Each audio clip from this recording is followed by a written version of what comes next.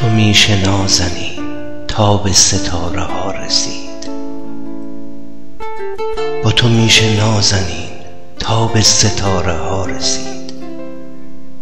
از تو دشت عاشقی گلای سرخ و تازه چید، با تو میشه تا ابد شعرهای عاشقانه گفت. با تو میشه تازه شد یه عالمه ترانه گفت. با تو میشه دنیا رو قشنگ و عاشقانه دید، روی بوم زندگی تصویر تازه‌ای کشید.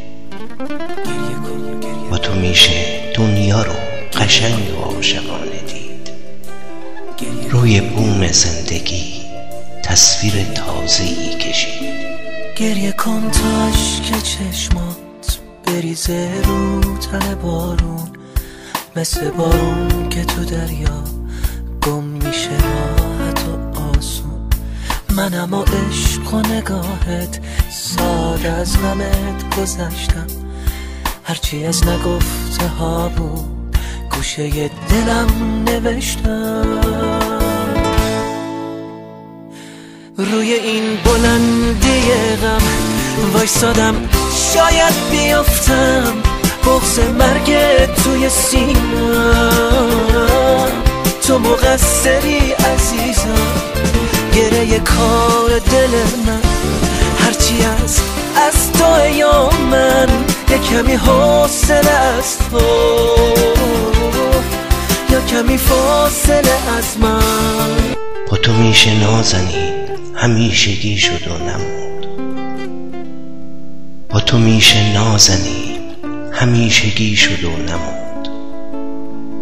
میشه عاشق تو شد دلو فقط به تو سپرد،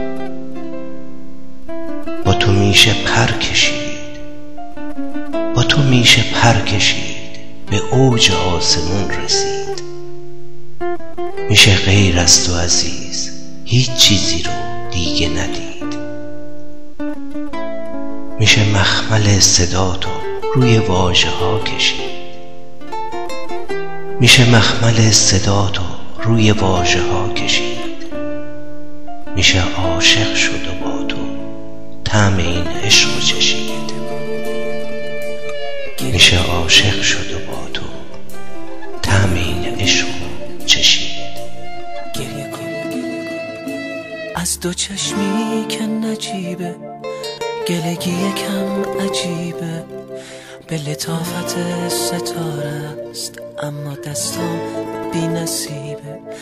همیشه گریه چشمات یه سؤال بی جوابه، واسه تو اگر یه راهه واسه من فقط عذابه.